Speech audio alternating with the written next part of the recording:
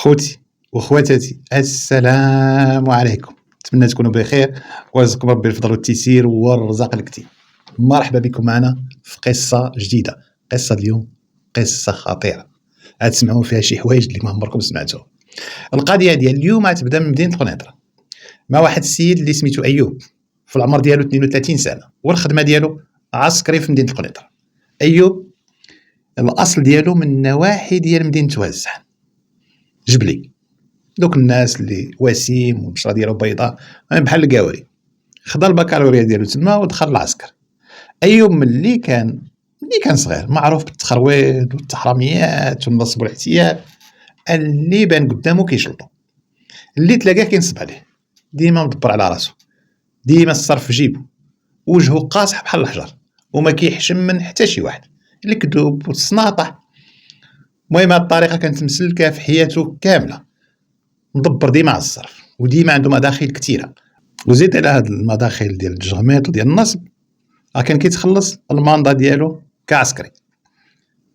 هاد ايوب اي واحد كان كيبغي يبيع او يشري شي حاجه كيقصدو وهو كيتوسطلو فيها، يعني داير راسو بحال سمسار، بحال وسيط. هو السيد ما سمسار ما كيعرف حتى وحده، مسمار لا بغينا نقول، السيد داير داكشي غير لعب وضحك. اما هو في الحقيقه ما كيعرف حتى حاجه وما كيعرف حتى واحد اللي توسط ليهم عنده. ايوب كيدير راسو من النوع اللي كيفهم الحاجه اللي قلت له يقول لك ياك نعرف داك السيد راه تما في ديك الاداره. الله اودي، السيد كيعرف في كل شيء، هو في الاصل ما كيعرف حتى شي حاجه. المهم السناطح الجبهه، واللي عنده هاد السنطيحه والجبهه في هذا الوقت واكل بها الخبز، ضارب بها الصرف. المهم الناس ديال الدوار، يعني الدوار اللي تزاد فيها ايوب، كلهم ناس دراوش، ناس بسطاء، ناس ما فحالهمش نيه، ناس اللي في قلبهم على لسانهم كيعرفوا غير المعقول، غرس ما عندهمش مع التخرويض اللي ايوب كيتقنوا. ايوب كان كيستغل الطيبوبه ديال هاد الناس هادو، ديما كيكذب عليهم، ديما طالقه. كيقول لهم راه كنعرف ناس كبار في العسكر، كنعرف القرايدي الفلان الفلاني، كنعرف الكولونيل الفلان الفلاني، انا مني ليه وراه السيد كيخدم مباشره وكذا وكذا. كيقول باللي اللي باغي يخدم ولده في العسكر من غدا ندخلو في رمش عين، من غدا بلاصتو مضمونه. كيقول لهم بان الناس اللي كيعرف هو راهم منهم الفوق وما يديروهاش به وما يردوهالوش في وجهه. المهم الناس ديال الدوار مساكن ما فحالهمش، ولكن ملي كيسمعوا ولادهم غادي يخدمهم ايوب، ولادهم مساكن غيوليو يتخلصوا بماندا كل شهر ويعاونوهم، كيمشيو يبيعوا اي حاجه كيملكوها. كاين اللي كيبيع البهايم ديالو، كاين اللي كيتسلف كيتكلف وكيعطيو الفلوس لايوب. ولكن ايوب في الحقيقه راه ما كيعرف حتى شي واحد، لا قرايدي لا كولوني لا حتى شي حاجه، خدام بحالو بحال الناس. كيمشي كيأدي الخدمه ديالو كعسكري، كيجلس في القشله بحالو بحال خوتو، يعني ما عنده لا يد طويله ولا حتى شي حاجه. وشنا هي الخطه اللي كيدير مع هاد الناس باش كينصب عليهم؟ هذه مساله اللي يقدر اي واحد فيهم يديرها بلا ريال بلا جوج. ايوب كيطلب منهم يجيبوا له الدوسي، كيطلب دوك الوثائق اللي هما اصلا طالب لهم في العسكر، داك الملف يقولوا موجدوه، كيقولوا عطيوه لي انا اللي عندي. ملي كيمشي للخدمه ديالو كيحط الدوسي عادي بحال اي واحد جاي يدفع، وكيتسنى الحظ ديالو واش يقدروا يعيطوا على داك السيد ولا لا. ومره كتصدق لايوب، مره ما كتصدقلوش. الا عيطوا على شي واحد من دوك الدراري ودخل العسكر راه كيتخلص مع والديه. ملي ما كتصدقش كيقول راه لقاو فيه كذا، لقاو فيه عينو ما كتشوفش مزيان، لقاو فيه الطول ماشي هو هذاك. كيقول لهم حق الدوسي ما كملتوش، حق غلطه بشي ورقه، وكدوز المساله. دوك الناس كيجيو باش يطالبوا بفلوسهم، كيلقاو انهم عياو ما يتسناو في ولادهم باش يعيطوا لهم الخدمه، ما خدموش. يعني ملي كيفقدوا الامل كيتموا جايين عند ايوب باش يرد لهم فلوسهم.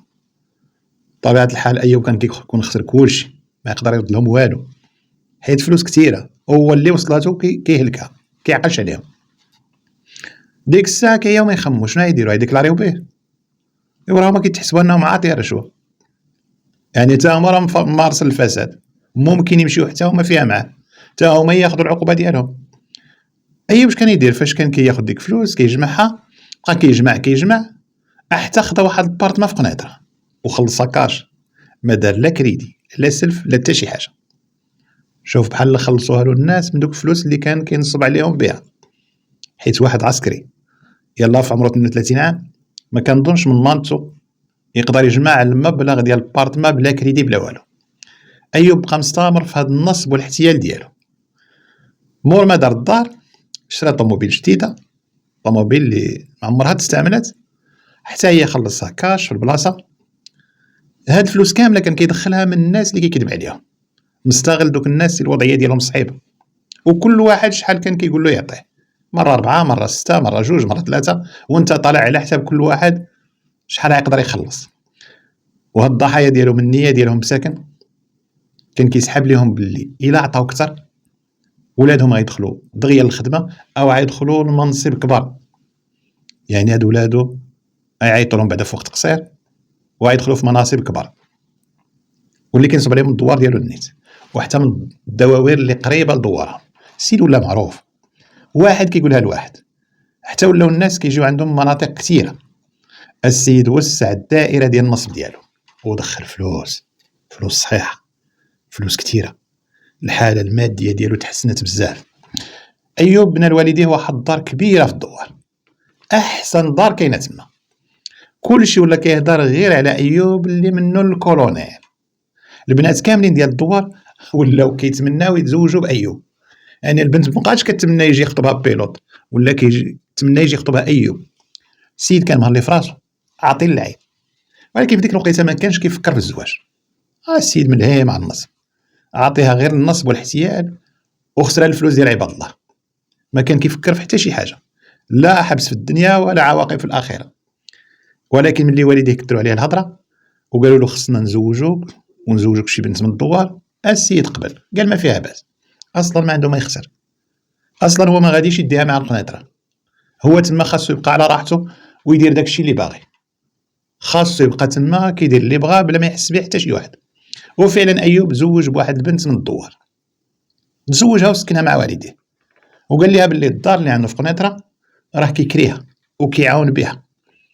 قال لها ما عنديش كيفاش ندير نديك، خاصني انا ضروري نبقى ساكن في القشله، وانتي غادا تبقاي مع والدياتي حل الله. قال لها ما يصلحش انا نخليك بوحدك في قنيطره، انا رانا كنسكن في القشله. المهم خلاها مع والديه، وكان كيجي مره كيزورهم في الدوار، كيجي في الكونجيات ديالو. مراته ما كانش عندها مشكل نهائيا، كتشوف داك الوضع راه جاري به العمل. كتشوف بزاف ديال العيالات في الدوار الرجال ديالهم خدامين بعاد على المدينه، والاغلبيه ديال الناس ديال الجبل في ديك المنطقه كيخدموا في العسكر وما كيديوش نساهم معاهم. يعني النساء كيبقاو غير في الدوار مع العائلات ديال رجالاتهم، كيبقاو هكاك من 3 شهور 4 شهور كيجيو رجالهم يزوروهم، يدوزوا واحد الشهر وكيعاودوا يمشيو. ايوب كان كيكري الدار ديالو اللي في قنيطره مره بالشهر وبعض المرات بالنهار. هو مره عاود كان كيستعملها، كيجلس فيها كيشرب فيها، ولا كيجيب ليها البنات. الايام الاخرى هو راه كان كيبات في القشله. يعني السيد ما بقاش مسالي. صحابو اللي معاه في الدومين اللي في نفس النيفو ديالو كانوا كيستغربوا من هذه القضيه، كيفاش هذا السيد عنده الدار وعنده الطوموبيل مهلي في راسو، هو راه خدمته هي خدمته، ما عندوش شي ورث ولا شي حاجه، كيفاش حنا غارقين كريديات وهو لاباس عليه. حتى شي واحد فيهم لا بغى يشري شي حاجه كياخذها كريدي بالطريق، واخا يشري على الثلاجه كيشدها بالطريق. والسيد شرا الدار وشرا الطوموبيل وكيخلص كلشي ديال دارهم، المصاريف ديال العائله كيطيح لهم العجب. هاد ايوب منين عنده هاد الكنز هذا، منين كيجيب هاد الفلوس هادي كامله؟ ما بقاو فاهمين والو. ايوب بطبيعه الحال ما يعطيهمش راس الخيط، ما يوريهمش منين كيجيب الفلوس، منين كيدبر على راسو. خاص الخبر ما تدلعش، ريحته ما تعطيش، ما يحصلش يصدقهم شك من به ويخرج على خدمته. المهم كل مره كان كيكذب عليهم شي كذبه في شكل. السيد اصلا متريني ومولف بالكذوب. مره كيقول ورثت شي ورثه صحيحه، بعض المرات كيقول درت واحد البيعه وشريه وصدقات ليا، وهاد البيعه وشريه كتدخل لي الفلوس مزيان. ولكن مع الوقت كلشي كيبان، حبل الكذب قصير. صحابو من بعد ما غادي يكتشفوا داكشي اللي مخبي عليهم، من بعد ما ولاو كيشوفوا الناس كيجيو للقشله كيسولوا عليه، كيلحوا انهم خصهم يتلاقاو معاه. حيت واحد النهار جاو واحد 4 ديال الرجال حتى للباب ديال القشله، ومن حوايجهم اللبسه ديالهم باين الناس جايين من الباديه، لابسين جلالاب وبلاغي، الرزه فوق راسهم، ومن اللهجه ديالهم باين عليهم من نواحي ديال الشمال، ناس ديال الباديه الشمال، ناس الجبل، يعني ماشي من قنيطره. وهاد الناس كانوا هازين معاهم حتى الزراوط. سولوا واحد العسكري في الباب وقالوا له راه جينا كنقلبوا على واحد الولد سميتو ايوب الفلان الفلاني، وهاد ايوب راه منو الكولونيل. الناس نيه مساك، قال لهم راه صاحب الكولونيل. داك العسكري كيعرف ايوب، ملي قالوا له من نواحي دوازه عرفوه.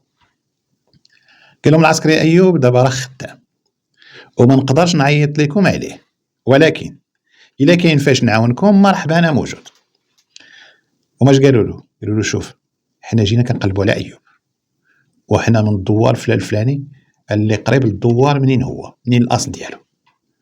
قالوا له حنا عندنا 4 الوليدات، وهاد 4 الولاد كنا باغي ندخلوهم للعسكر، والناس هما اللي قصدونا ونعتوا لنا ايوب، واكدوا لنا باللي هو كيدخل الناس للعسكر، كيتوسط لهم عند شي كولونيل، ودخلناهم ب3 المليون لواحد، يعني راه 12 مليون اللي عطيناه. هو قالنا راه خدمتهم مضمونه، إذ كاع الناس كيجيو لعنده. وفعلا مشينا عنده للدوار، طلب لينا في المجموع ديال 4 ديال الدراري 12 مليون، ولكن من بعد ما تفاوضنا معاه راه نقصها لنا ل10 الملايين. بعنا شي ارض ديالنا، جمعنا له هذا المبلغ وديناها له حتى للدار ديالو، الدار اللي كاينه في الدوار. هو اش دار؟ طلب منا اننا نجيبوا له واحد النسخ فوتوكوبيات ديال لي كارت ناسيونال ديال الدراري، عقود ديالهم، وشواهد مدرسيه ديالهم، كل واحد فين واصل في القرايه، وقال لنا صبروا عليا 3 شهور ويكونوا هاني من هذه الناحيه، يتهناو من هذه المساله هذه. المهم قالوا لهم ملي داز 8 شهور ماشي 3 شهور، ملي ما وقع والو، ما عيطنا ما حتى شي حاجه، ما وقع حتى حاجه من داكشي اللي وعدنا به. مشينا عنده للدوار، والناس والديه كيقولوا لنا باللي السيد ما بانش، ما كاينش. ملي كنتصلوا به في التليفون ديالو كيقطع علينا، بقينا حاضين معاه، يعني كاع كنسمعوا له الخبر راه جا للدوار كنمشيو نجريو ليه، ولكن هو كيجي بالزربه وكيرجع بحالو بالزربه. ودابا راه داز عام تقريبا ولادنا ما خدموا في العسكر لا والو، وهو ما رجعش لينا فلوسنا. ملي زادوا سولوا عليه نعتوا لهم الناس القش لا فين خدام ايوب، ودابا قالوا لهم راه حنا جينا نقلبوا عليه. هاد الهضره كامله كان الشاف ديالهم كيتصنت عليه، حيت هما كانوا كيعاودوا بالغوات بالصداع. الشاف سمع كلشي بودنيه، طلب من واحد من العساكريه اللي تما يمشي يعيط على ايوب. استضاف هاد الناس في البيرو ديالو وعيط لايوب يجي عندهم. ملي لحق السيد البيرو لقى قدامه الناس اللي عاطينه الفلوس. السيد تصدم، وجهه تلون، تلف وما عرف راسو باش تبلى. قال له الشاف واش كتعرف هاد الناس هادو؟ ايوب قال له لا، هادو ما كنعرفهمش، هاد الناس اول مره كنشوفهم. ناض واحد من دوك الرجال ويقول له والله يمسخك، هز التليفون ديالو، فتح الواتساب وطلق الاوديوات اللي كان ايوب كيصيفطهم ليه. اش كيقولوا في هاد الاوديوات؟ ايوب كان يقول له راه بغيت الفلوس كاش، جيب لي فوتوكوبي دغيا ديال لاكارت ديال ولدك، جيب عقود زياد وكون هاني. رانا هضرت مع الناس اللي خدام معاهم، هضرت مع داك الكولونيل صاحبي، وهما راه طلبوا مني هاد الثمن، يعني ديك 3 الملايين. كيقول له في الاوديوات انا عاي فاعل خير، انا ما كندير حتى شي درهم، انا كندير هاد الشيء لوجه الله في سبيل الله. ملي سمع ايوب الصوت ديالو في الاوديو، السيد زنق، حمار في وجهه، ما عرف ديك الساعه باش يجاوب، بقى غير ساكت. داك الشاف ديالو قال له سير دابا لخدمتك والحساب بلاتي حتى العشيه، ما تمشي حتى لبلاصه تنقولها لك، غادي تبقى هنا. هاد السيد قال الناس باللي ايوب راه محال يرد لهم فلوسهم، يعني يحكوها ويسكتوا. قالوا حتى نتوما ما تقدروش ديروا مع القانون حيت كلكم غتمشيو فيها، ولكن الحاجه الوحيده اللي غادي نضمن لكم هو ان هاد ايوب هذا غادي يتعاقب، ما باقيش غيدير هاد النصب والاحتيال، خصوصا في هاد المساله ديال العسكر. كيتفلى بخدمته على الناس. وفعلا ايوب خضر الجزاء ديالو، تقدم للمجلس التأديبي ودوز واحد المده ديال الحبس، سونكسيون، عقوبه، وزرطوه من الخدمه، خرجوه. صحابو اللي في الخدمه كلشي عرف هذا الشيء، كلشي ساق الخبر، عرفوا باللي كان هيك يكذب وطلقها عليها. ودابا عاد عرفوا منين كان كيجيب ديك الفلوس. ايوب كان دا اللي داه وخضر اللي خضاه وشرى اللي شراه، الدار والطوموبيل، اموره الماديه كانت مزيانه، يعني ما خرجش خاوي من هذه القضيه. جمع الماندا ديال 30 عام. ايوب النصب عنده في الدم، فيما كان شي حاجه كيدير فيها يديه، اللي شافها ديالو واللي ما شافهاش عنده النص فيها. سيد مابقاش باغي يضرب تماره، سيد ما كينشف ما كيعرك، عايش حياته عبد ديال الناس بالحرام. ومن غير ديك القضيه ديال العسكر اللي عطاوه انذار، يعني قبل ما يخرجوه من الخدمه راه قالوا رد بالك، الا مشيتي حتى حصلتي في شي حاجه اخرى راك غادي تغبر في الحبس. السيد ولا ساكن غير بوحدو في ديك الدار، يعني مبقاش كاريها. مراته وولادو يعني لان تزادوا عنده وليدات مؤخرا خلاهم في الدوار مع والديه باش يبقى في خاطره، ما قال لعائلته والو بخصوص تزرتيها من الخدمه، ما قالش انهم جراو عليه. السيد عند بالهم راه كايد مالو خدام على راساتو، حيت كان كيصيفط لهم مره حتى واحد النهار غادي يجي عنده ولد عمو. هاد ولد عمو سميتو ايوب، حتى هو عنده نفس الكنيه. هاد ولد عمو جا كيقلب على شي طبيب في القنيطره، كان فيه وقيله الضيقه، جا كيقلب على طبيب اختصاصي في الجهاز التنفسي حيت كان مريض مهلوك. المهم مشى للطبيب، الطبيب قال له راك مريض بالريه وخاصك تمشي تشوف اختصاصي في هادشي. وداك الشيء علاش جا عند ولد عمو ايوب في قنيطره. ايوب رحب به وضايفو عنده، ومن خلال الهضره اللي دارت بينه وبين ولد عمو عرف باللي هذا ولد عمو باع شي بهايم في البلاد وجايب معاه شي 7500 درهم، جايب معاه مسكين 150 الف ريال باش يداوى، باش يدير السكانير والتحاليل ويدوز عند الطبيب وياخذ دواء. فعلا لغد ليه، دا ايوب لواحد العياده عند واحد طبيب اختصاصي. ملي وصل عنده لقاو العياده عامره بالناس. تما اللي تما في الاستقبال عطاوه باش يدير شي راديو سكانير الى اخره. من بعد ما يديرها عاد يجي، وهادشي كامل غيتقام عليه تقريبا بواحد مليون. المهم هما جالسين غادي يسمعوا شي ناس حداهم كيقولوا بلي ديك البنت اللي كتدخل المرضى راها بنت طبيب، وهاد الطبيب راه هو مول داك الشيء كامل. هاد البنت راه حتى هي كتقرا الطب. الناس كيهضروا وهو طالق ودنيه، كيقولوا بانها بعض المرات راه كتجي تعاون الاب ديالها في العياده. ايوب قرات تبانو مع ديك البنت وحاضيها. بنت كانت تبان درويشه وظريفه وكتعامل مزيان مع المرضى. ملي سمع هو هاد الهضره دايره بانت له في البنت كيشوفها لاباس عليها، بواه هو مول الشي. السيد كيدير بحال دوك اللي كيكونوا ديما عند الطبا جالسين كيبقى يحسب النمره 100 نضربوها في 300 درهم ديال التدويزه هي 3 المليون في النهار. فلوس كثيره. لقى ان الناس كيجيو عندهم بزاف في النهار، يعني كيدخل فلوس صحيحه. بدا كيخطط لهاد القضيه 3 المليون في النهار هي 90 مليون في الشهر. الناس يكونوا لاباس عليها. بدا كيقلب كيفاش يدير ينصب عاود على هاد البنت، كيفاش يدير يوصل ليها. المهم دار عند ولد عمو قال له شوف غنديرو انا وياك واحد القضيه باش تعالج بثمن قليل. ولد عمو كان في جيبو 7500 درهم، الطبيب طالب له 10000 درهم، يعني غادي خصو الفلوس مازال اللي خاص يكمل بها، يعني خاص يمشي حتى للدوار باش يشوف منين يجيب الكمارة، اما يتسلف ولا يبيع شي حاجه اخرى. ايوب قال له راه عندي لك الحل. قال له شوف انا سميتي ايوب، نفس سميتك ونفس كنيتك، غادي نستغل الخدمه ديالي اللي كاينه في العسكر، غادي يخدمها في هاد النصبه وهاد الاحتيال. وريهم ديك الفوتوكوبي ديال لاكارت اللي عنده ديال العسكر، وما في العياده ما غاديش يدقوا معاه مزيان، ما يعرفوش باللي ديك فوتوكوبي راه قديمه، ويعطيوه تخفيض يحسبوا له الحساب ديال العسكر. ولكن ديك الفلوس اللي غادي يشيطوا ليه غادي يقسمهم هو ولد عمو. وفعلا داكشي اللي كان، ولد عمو قبال وداروا داكشي كامل، ورا لهم الوثائق ديالو هو، ماشي الوثائق الاصليه، الوثائق القديمه، وما دقوش معاه مزيان واستافد من التخفيض وداز كلشي عادي ومزيان. دا الفلوس بارده. المهم طالع واكل هابط واكل في اي حاجه. فلت هادشي بردو وبدا كيفكر كيفاش يدير يدوز لبنت الطبيب.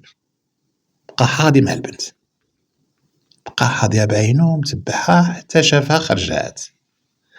ملي خرجات تبعها بانت له حلت واحد الطوموبيل، عرف بان هذيك هي طوموبيلتها، حلتها هزت منها شي حاجه ورجعت للعياده.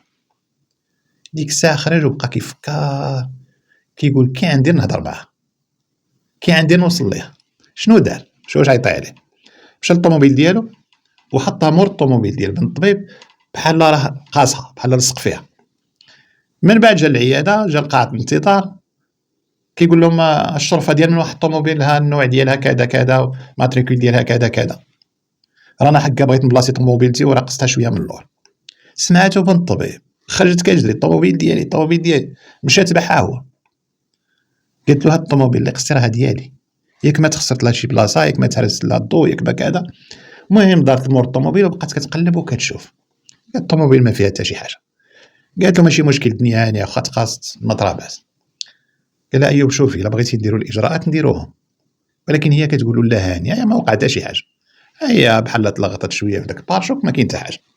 قالت له ما دير والو، الطوموبيل ما وقع لها والو، هانيه. بقى ايوب لاصق فيها، هي كتقول ماشي مشكل، هو بقى مصمم باش يشوف يقلب الطوموبيل واش طرات فيها شي حاجه. السيد ما قاسها ما والو، غير بحال قرب ليها وصافي. في الاخر السيده وافقت، قنعها باش يديروا الاجراءات، يديروا كوستا. طلب منها النمره ديال التليفون ديالها وعطاتو لا كارت فيزيت ديال العياده. ايوب ما عجبوش الحال، ما بغاش. قال لها شوفي راه تقدر تجاوبني، هي تقدر ما تكونش ديك السيده اللي تما اللي تجاوبني، قال ضروري خاصني الرقم ديالك، خصوصا الرقم ديال الواتساب باش نبقاو يسهل علينا نتواصلوا انا وياك. تعطينيش النمره ديال الفيكس. من بعد قالت له صافي، عطاتو النمره ديالها، قال لها زعما باش نصور لك الوثائق وكذا وكذا. من بعد ايوب وولد عمو سالاو الاجراءات ديالهم مع الطبيب ومشاو في حالتهم. ايوب هو دا الفليسات ودا النمره ديال بنت الطبيب، هي دابا الضحيه اللي عتجي مور الضحايا اللي سبقوا. داز واحد النهار وهو يصيفط لها ميساج في الواتساب، قال لها شوفي رانا ديت الطوموبيل الميكانيسيان والطوموبيل راها مزيانه، الطوموبيل ما وقع ليها والو. هي جاوباتو قالت له داكشي اللي بغينا حتى حنا. دازت واحد الساعتين هو يصيفط لها قلب في الميساج، صيفطوا ليها خلاه شويه، شافها شافتو، مسحو زعما بالزربه، داك اللعب ديال الدراري الصغار. هي صيفطت له ميساج، قالت له شنو صيفطتي ليا؟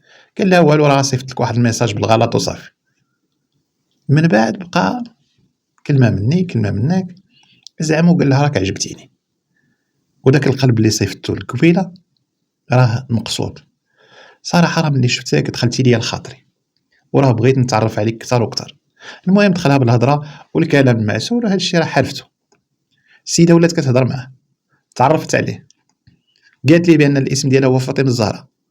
المهم السيد بقى كيلوح الصناره ديالو جهتها، هي ارتاحت ليه. اصلا خدمته هادي وحرفته هادي وكيعرف كيفاش ينصب على الناس، السيد راه عنده الدكتوراه في هادشي. المهم بقى سيمانه كامله هو كيهضر معاه كل شويه، صباح الخير كذا هذا، كي صبحتي مزيان.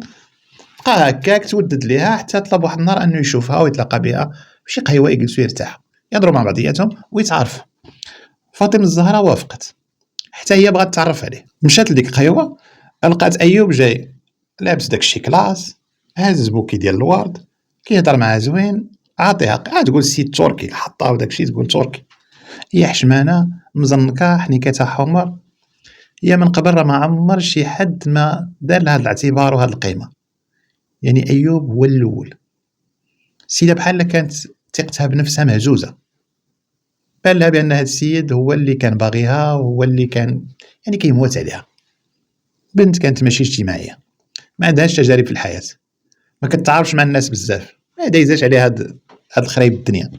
حياتها كانت مركزه في القرايه ديالها والخدمه مع باها، واخا الناس لاباس عليهم، السيد دوخها قلبها، بقى عليها بالهضره حتى تاقت فيه وتاثرت. عطاها ايوب القيمه اللي كانت باغا لراسها، وكان كيدقق معها في ابسط التفاصيل ديال حياتها، كان مهتم بها بزاف، كان كل شويه يسول فيها، كل شويه يعيط لها، كل شويه سيد بحال كيقول فيها الشعر. هي تاقت فيه وبحال عطاها ديك القيمه اللي كانت باغا لراسها. شويه بدا كيسولها على ادق التفاصيل ديال حياتها، ان خدمه هادي راه دخل الخدمه خصو ينضيها، خدمه اللي غتجيب له فلوس صحيحه. من بعد سيده تحلات وطلقات وبدات كتعاود له كلشي على راسها، كتعاود له شنو عندهم ناس لاباس عليهم، عندهم مشاريع، عندهم فيلا، عندهم الناس اللي كيعاونوهم، الجاردينيي، الشيفور، خدامه، عندهم شي ديور اخرين، عندهم المشاريع ديالهم. كتعاودوا على قرايتها، قالت له خديت الباك مونسيون ودخلت ندير الطب. قالت له انا الصغيره في خواتاتي وعندي 2 خواتات خدامين برا في الخارج. قالت له انا بوحديتي اللي كاينه في المغرب، وجالسه كنعاون بابا في العياده ديالو. الام ديالي توفات والاب ديالي راه تزوج بمرا اخرى. السيد هو ايوب باش يبان عليها قال لها انا خديت الباك مونسيون وقريت وتخرجت، درت المدرسه العسكريه وتخرجت قرايدي في العسكر. المهم بقى طالق عليها السلوكيه، كيعمر لها راسها بالكذوب. المهم فاطمه الزهراء عجبها ايوب وبقات كتلاقى به لمده طويله، على اساس انهم كيتعارفوا على بعضياتهم. حتى لواحد النهار قال لها شوف فاطمه الزهراء، انا راه باغي نتزوج بك. السيده وافقات وفرحات، علماتو باللي غادا تهضر مع باها في هذا الموضوع، وقالت له نحدو شي وقيت باش تجي تخطبني. قال لها ايوب اللي عنده واحد المشكل صغير، قال لها حكار هذوك المشاريع اللي داير، دوك الصفقات ديال الشركه ديالي ديال الاستيراد والتصدير، راه وقع ليا فيهم حكا شي مشاكل، وعندي السلعه راه واقفه في الديوانه مبغاوش يدخلوها، عندي مشكل في السيوله، وهذا الشيء ياخذ وقت باش يتحل. وداك الشيء علاش راه ما عنديش الفلوس دابا هاد الساعه، ما نقدرش ندير العرس، ما عنديش باش نعطي الصداق لباك، ما عنديش باش نديك دوزي شهر العسل في تركيا ولا في شي بلاصه. هي قالت له شوف انا غادا نتكلف بكل شيء وما بيناتناش، غير امور هذه تبقى سر بيناتنا ما يعرفهاش با. قال لها واخا. المهم هي اللي غادا تخلص داكشي كامل. اب ديالها اصلا لاباس عليه، وهي اصلا عندها فلوسها. باها راه عارفه غادي يبغي يعرض على ناس كبار في العرس ديالو، خاص دار شي حاجه تحمرت الوجه، يديروا عرس كبير. وحتى الصداق ديال بنته غادي يطلبوا ليه، وفعلا اتفقوا بيناتهم. مشى ايوب للدار عند الاب ديال فاطمه الزهراء، طلب يديها للزواج. ملي وصل لقى فعلا داكشي اللي قالت له صحيح، فيلا كبيره فيها الخدامه فيها الجاردينيه، يعني داكشي عندهم واعر. قال هذه هي الهمزه اللي كنقلب عليها، انا لقيتها دجاجه بكامونه. المهم بقى يعاود لباه على راسو وعلى حياته، كيعاودوا الكذوب في الكذوب في الكذوب.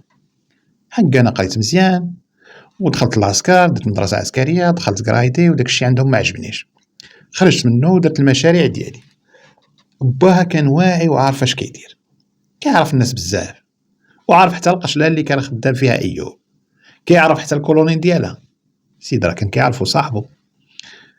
ايوب حس براسو غادي يحصل، قالوا لا هذاك السيد ما بقاش، راه فاش جيت انا لتما داك السيد تحول. الطبيب بحال عاقبه، بحال حس السيد مرتبك وكيخروط، خلى هذا الشيء وبدا كيهضر معاه في الاجراءات ديال العرس. قال له شوف احنا عندنا قيمتنا وبغيناك دير شي عرس اللي يحمر الوجه، وعرس راك عارف غيتقام بملايين صحاح، العائله عندنا كبيره بزاف، زايدون خصك تخلص ليها الصداق ديالها اللي يليق بها. ايوب بقى كيقول غير واخا كيما موصيها البنت، وافق على جميع الشروط ديال الطبيب. اصلا واش خاسر ولا في عجبها والسنطيح، لا يخلص هي البنت، هي اللي غتخلص كلشي، من زيتها يقليها، وعاود رباها اللي عطاها الفلوس. ملي مشى ايوب في حالته، جلس الطبيب كيهضر مع بنته، قال لها شوف بنتي، هاد السيد رانا ما ارتاحيش ليه، هاد السيد كيبان لي ما صافيش.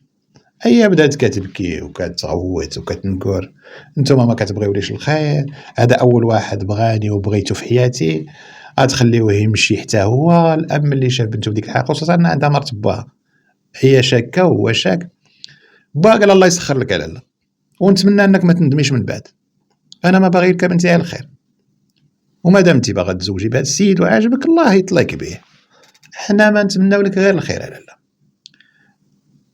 مرت ايوب وولادو راهم في الدوار، الناس مقلوب عليهم القفه، ما في راسهم ما يتعاود. السيد كيعرفوه راه خدام في العسكر، السيد راه خدام في الطبيبه ماشي في العسكر، السيد باقي كيصيفط لهم الخلصه كل شهر، اذا السيد راه خدام وعادي، ما عارفينوش كاع اش كيدير في قنيطره. وباش يقدر يتزوج فاطمه الزهراء راه خاصو ضروري الموافقه ديال المدام، هو ما يقدرش يمشي يقول هادشي، غيسيقولو الخبار، غيعرفوا الفعايل اللي كيدير في قنيطره. وحتى فاطمه الزهراء ما خاصهاش تعرف ان السيد مزوج وعنده جوليدات، نهائيا ما غاداش تقبل انها تزوج به. السيد من الاول هو كاتب عليها في كل شيء. ايوب ما كانش عنده مشكل في هذه القضيه كاع ديال الزواج وديال الموافقه، خلال الخبره ديالو الطويله في التخرويض وفي النصب والاحتيال قدر يجيب شهاده العزوبه مزوره. مشى اما دور مع شي مقدم ولا شي شيخ وخدا شهاده العزوبه بانه ما عمرو تزوج. المهم صافي قرروا انهم يديروا العرس ديالها. تلاقى بفاطمه الزهراء فاطمة الزهراء جابت له الحصيصة كاملة، فلوس اللي يحتاج في المصاريف، قاعة نقافة، حتى من الصداق عطاتو له ولا ردو لها قدام باه. المهم المصاريف تاع العرس كاملة، ماكلة شراب كلشي. طبيعة الحال هادشي كله راه جاي من باه ومن فلوسها، الاب مسكين ما ساقش خبر هادشي هذا كامل. المهم في هاد الفترة هادي أيوب كان كيكري واحد الطوموبيل واعرة، طوموبيل غالية. السيد كيبان بحال شي رجل أعمال كبير، شي مقاول لاباس عليه. في خلال الفترة ديال الخطوبة كان كيسول الأب ديالها على الفيلا اللي غادي يسكن بنتو فيها. قال له فيها تسكن بنتي؟ اين فيلا اللي قلتي عندك، في اين بلاصة؟ أيوب ما عنده لا فيلا لا والو، عنده غير ديك الدويرة. المهم واحد المرة اش غيدير، داهم لواحد الحي راقي في قنيطرة بلاصة الفيلات. واحد الفيلا يلاه كتبنى، البنايه عاد كيقادوها كيفينيوها، هذيك الفيلا ما عرفش كاع شكون مولاها، داهم ودخلهم ليها. البنايه ملي شافوا ايوب والطبيب وبنتو داخلين ما فهموا والو، قالوا صافي هادو من العائله ديال مول الفيلا راه جاو يطلعوا عليها، وكملوا في الخدمه ديالها. الناس ما سوقهمش، انا فيلا كتكون محلوله اللي مول الدار كيجي يشوف، كيجيب معاه الناس، عائلته كيجيبوا الناس، هو كيدير راسو مول الفيلا، كيبقى كيوريهم التصميم ديالها، ها هي كذا، ها بشحال كتقام هادي هكذا. الطبيب كيسحاب له هذيك هي الفيلا اللي غتسكن فيها بنته. المهم دوزها عليهم بالقوالب، داز العرس وفعلا داروا عرس زوين. الطبيب عرض فيه على ناس كبار، ناس لاباس عليهم. ايوب خسرت فلوس ديال الطبيب في العرس. الطبيب مسكين في دار غفلون مكفيه عليه القفه، ما جايب خبر لهذا الشيء. من بعد ايوب مشى عاش معاهم في الفيلا ديالهم بحجه ان الفيلا ديالو يلاه كتبنى مازال عاد كتوجد. قال لهم راه عندي واحد البارتما صغيره وما غاداش تقدو هو ومرتو باش وماشي من القيمه ديالها، هاد البريطما ما صالحاش، وبقى ساكن مع الطبيب تيتينيني على اساس تكمل الفيلا ديالو في البني توجد له ويمشيو ليها. دازت واحد جوج سيمانات، بدا ايوب كيبان ليهم غادي غير بواحد الطوموبيل صغيوره، طوموبيل ديال الدراوش، هذيك اللي كانت عندهم مابقاتش كتبان، يعني الطوموبيل الغاليه مابقاش كيركب فيها. قالوا له فين مشى الطوموبيل ديالك؟ قال لهم حكا انا كنقضي بهاد الطوموبيل ديال واحد السيد خدام عندي، اما طوموبيلتي انا راه صيفطها تصايب، راه سكتت لي واحد النهار والبياس ديالها راه غالي وما كاينش هنا في المغرب، وداك الشيء راه كيجي سير كوموند، راه غيجيبوه لي من برا، ملي عاد تقاد عاد غادي نجيبها، وراه هكا غادا تعطل واحد شويه. هو السيد في الحقيقه راه كان غير كاري، الطوموبيل ماشي ديالو. المهم داز وقت طويل هو مازال كيسوق ديك الطوموبيل ديال الدراوش. الطبيب بحال عايق ما عايق، اسيد ما مرتاحش لايوب مال الاول، كان عنده الشك باللي هذاك راه نصاب عينيه غير كيدورو كيلعبوا، لكن بنته بغاتو هو ما عنده ما يدير. المهم بغاش يخسر الخاطر لبنته. من بعد واحد المده فاطمه الزهراء لاحظت باللي ايوب زاوي، ما عنده فلوس، راه كيصرف غير من الفلوس اللي كتعطيه هي، فلوسه ما بانوش كاع، وهي تفكروا بداك الشيء ديالو. قالت له الصفقات اللي كنتي عاودتي لي عليها والسلعه اللي شدناها لك وكذا، المشاريع اللي انت داير واش مازال فيهم مشاكل، واش مازال حسابات مجمدين؟ كيقول لها ايوب راه مازال الوضعيه ديالي الماديه ما تقادتش، صبري معايا واحد شويه وغادي نعوضك في كل شيء.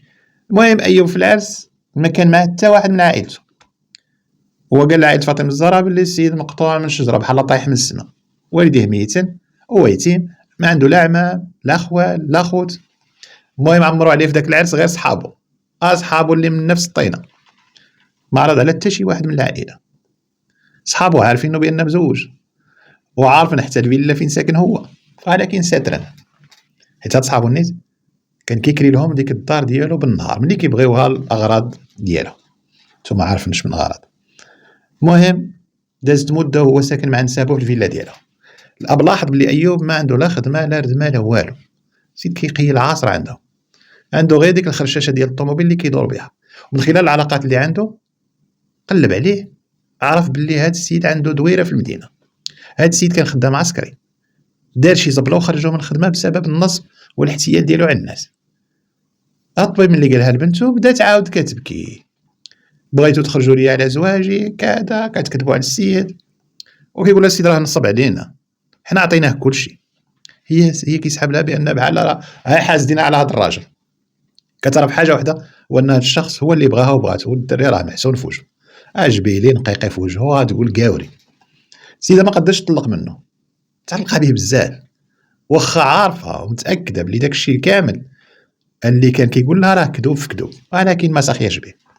السيد كيبغيها وكيعرف كيفاش يتعامل معاها وما عمرها حست بشي واحد عطيها قيمه بحالو هو.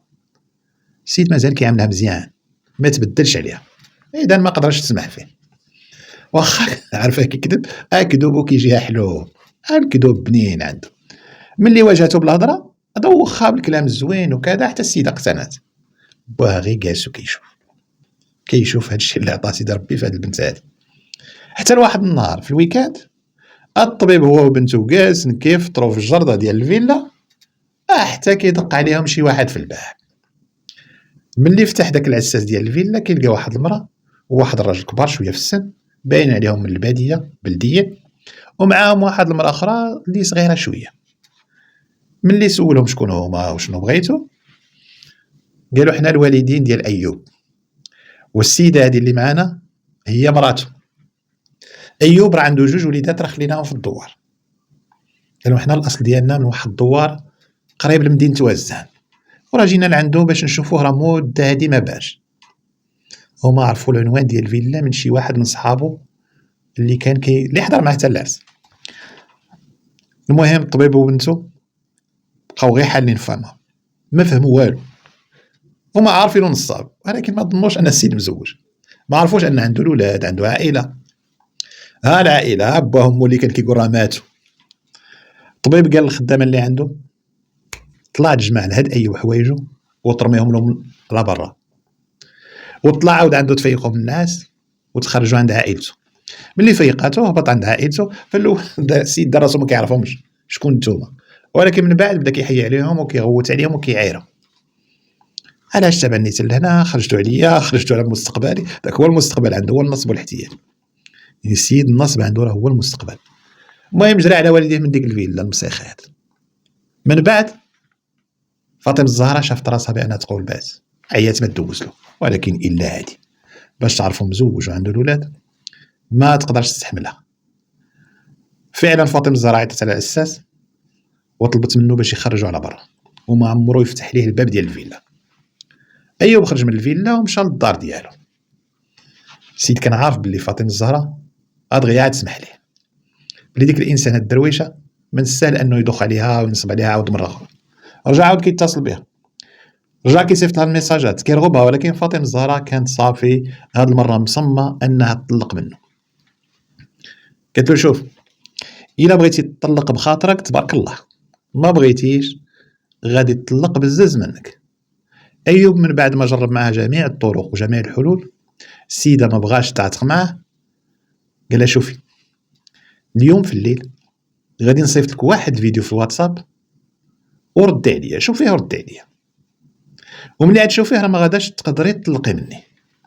فاطمه الزهراء ما داتهاش في كلامه، عارفه السيد ما عنده حتى شي حاجه ضدها.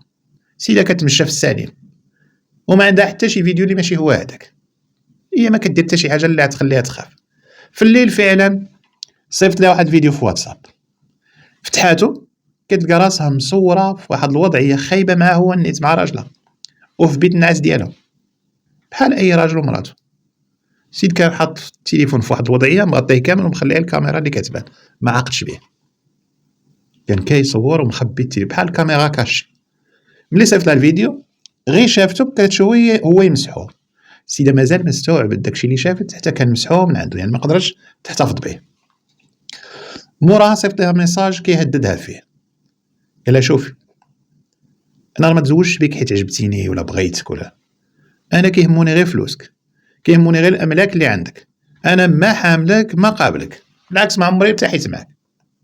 واللعبه دابا عاد تبدا بيناتنا، عاد غنلعب انا وياك على الخاطر. الا بغيتي هذا الفيديو ما نشرولكش مواقع التواصل الاجتماعي غادا تبقاي تصيفطي لي شهريا 10,000 درهم فيكس وغتبقاي تخلصيها لي حتى نموت. لا ما صيفطتيهاش غادا تشوفي مني اللي ما عمرك ما شفتيه. قال شوفي هذا الفيديو غيبقى ديما عندي رانا مخبيه على يدي. فاطمه الزهراء ملي وصلها الفيديو بالخلعه مشات عند باها كتجري حكات له هادشي كامل. باها كانت كتعاود له كلشي ما كتخبي عليه والو. باها بغى يطبق مع القانون، بغى يدعيه غيمشي ديك العشيه عند البوليس. فعلا مشى ديك العربي اتصلوا هما بايوب، البوليس داروا مراقبه للتليفون ديالو ما لقاو عنده حتى شي فيديو. اكيد السيد حاط الفيديو في شي تليفون اخر. قال لهم ايوب بلي هاد السيده هادي رانا تفرقت انا وياها، وهي راه غير كتحط عليا الباك، سيده مزنزنه وكيجيوها شي حوايج بالها وصافي، غير تهيؤات وصافي. سيده مازال ما استوعبت بلي حنا منفصلين وراه غير كتكذب عليكم وصافي.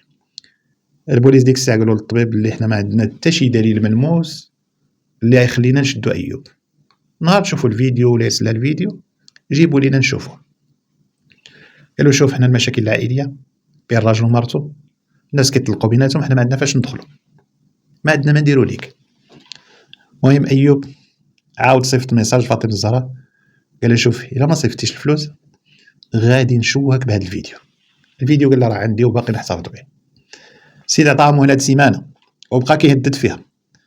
الاب ديالها قال لها شوف يا بنتي كاع ما تصدعي راسك به، خرجي هذا السوق هذا، هاد خينا انا اللي قاد به، خليني مني ليه. شي ديك فلوس انا اللي عم نبقى نعطيهم له في كل راس شهر. فعلا الاب ديالها عيط لايوب وقال له شوف داكشي اللي طالب انا اللي غادي نجيبو لك، بنتي متبقاش تتصل بها، ياك تخصك على الفلوس انا اللي مكلف بالفلوس، بنتي ما عندها ما تعطيك. المهم داك النهار دار معاه يتلاقاو في واحد القهوه، قال له نتلاقاو انا وياك باش نجيبك الفليسات. ملي وصل ايوب ليك القهوه لقى الطبيب جالس كيتسناه وكاي ياكل. الطبيب عطاه واحد البلاستيك قال له الفلوس راهم تما راهم فيها، قال له شوف ما تمشي تجبدهم وتحسبهم بيديك. ايوب فتح البلاستيكه وجبد الفلوس وبدا كيحسبهم قدامه، اللي يحسبهم كاملين قال له صافي راهم هادوك. ديك الساعه الطبيب مشى في حالته. موراها ايوب جلس تما طلب الماكله وبدا كياكل، حتى لواحد اللحظه الناس بدا كيبان لهم ايوب كيترعد والكشكوشه خارجه لهم من فمه، طاح من داك الكرسي اللي كان جالس فيه. جاو الناس اللي في ديك القهوه جاو كيجري وكيسولوا مالك. السيد يلاه كيبغي يهضر ما كيقدرش، بحرا كيسمعوا منه واحد جوج كلمات نسيبي الفلوس. ديك الساعه عيطوا لومبيلونس، عيطوا للاسعاف، جات وطارت به داتو للسبيطار. وصل عندهم تما داروا له غسيل ديال المعده. الناس اش قالوا مادام الرغوه بيضاء اذا ربما السيد كلا شي تسمم في ديك الماكله اللي كان كياكل منها. السيد من بعد ما بقى كيهضر الهضره ديالو متقطعه، ما عرفوا منه والو، دوك جوج كلمات اللي كان كيقول نسيبي الفلوس. المهم داروا التحاليل ديك الماكله اللي كان كياكل منها، لقاو ما فيها حتى شي حاجه، ماكله عاديه ما مسمومه ما والو. ايوب كان كيقول فلوسي وما كان كيسحب لهم باللي السيد خايف للفلوس ديالو اللي كانت في ديك البلاستيكه تسرق له. الناس ما كانوا فاهمين والو. المهم ما توصلوا حتى شي نتيجه، حيت السيد عنده مليون الفرنك في بلاستيكه، السيد كان كيقول فلوسي يعني بحال كيقول عداكو فلوسي تمشي. من بعد واحد المده اللي دوز في السبيطار بقى في ديك الحاله، زاد عليه الحال، ايوب توفى. البوليس بداو كيقلبوا على المصدر ديال داك التسمم منين جاي، بداو كيقلبوا في حوايجو وفعلا لقاو ديك البلاستيكه اللي فيها الفلوس. البوليس لاحظوا باللي ايوب قبل ما يموت كان كيقول فلوسي نسيبي. صيفطوا ديك البلاستيكه المختبر وفعلا لقاو فيها واحد السم غبره بودر، كانت بحال الفلوس دايزه فيه بحال محكوكه بداك السم. هو سم خطير بزاف، غير كميه قليله منه في الجلد كتصرف مع الجلد كافيه باش تقضي على بنادم. البوليس مشاو وجابوا اخر واحد كان معاه اللي هو نسيبو الطبيب، غالبا جبدوه من شي كاميرا ولا شاد فيه شي واحد. هاد الطبيب نسيبو اخر واحد جبدوه، هو اصلا جبد سميتو في اخر لحظات من حياته. جابوه وقالوا له شوف من الاخر انت متهم جريمه قتل ديال ايوب. هو قبل ما يموت راه كان كيقول نسيبي، وديك البلاستيكه اللي فيها الفلوس لقينا فيها واحد السم خطير. الطبيب لقى راسو محاصر بالاسئله، ضغطوا عليه، عاود لهم كلشي، قال لهم اللي هو تعدى على بنتي كدا ليها عقلها حتى تزوجت به، ودابا راه بقى كيهددها بواحد الفيديو، والسيد راه ما بغاش يتفك معنا. السيد نصب علينا في كلشي دالنا الفلوس، ودابا راه بقى يبتزنا باش يعطيوه مليون كل شهر. قال لهم فعلا داك السم انا اللي درتو له في بلاستيكه ديال الفلوس، وانا اللي بزز عليه باش يحسبهم بيديه. موراها ملي بدا كياكل طاح تما. قال لهم انا عايش شويه تفرقت معاه ومشيت في حالاتي. قال لهم عايش شويه عاود انا غادي في نص الطريق ندمت ورجعت كنجري باش نقول له ما تقيس حتى شي حاجه، باش نعلمو ما يقيش ديك البلاستيكه. ولكن فاش رجعت لقيتو طايح، اصلا هو ملي كان كيحسب فلوس صافي قضى الغرض. سيد ملي رجع الطبيب لقى الناس مجموعين عليه. من بعد التصريحات والاعترافات ديال الطبيب قلبوا البوليس الدار ديال ايوب وغادي يلقاو فعلا الفيديو اللي كان كيهدد به مراته فاطمه الزهراء. من بعد تقدم الطبيب وبنته للعداله، المحكمه حكمت على الطبيب ب20 عام ديال الحبس. اما فاطمه الزهراء ما كان في خبرها والو، ما عندها حتى علاقه بهذه القضيه، السيده بريئه من هذه التهمه. المهم هنا غادي نكونوا سالينا قصتنا ديال اليوم، نختموا بالدعي وهاد الخير اللي ولفناها. الله يكتب لنا مكاتب الخير، الله يخرجنا من الدار العيب لاعب، الله يرزقنا حسن الخاتمه ويجعل اخرنا احسن من اولنا، ويجعلنا خفاف ظراف على قلوبكم، ويرزقنا الصحه والسلامه وطول العمر والفلوس الحلال. خوتي خواتاتي دوزوا بخير ونتلاقاو غدا ان شاء الله في نفس الموعد. تهلاو.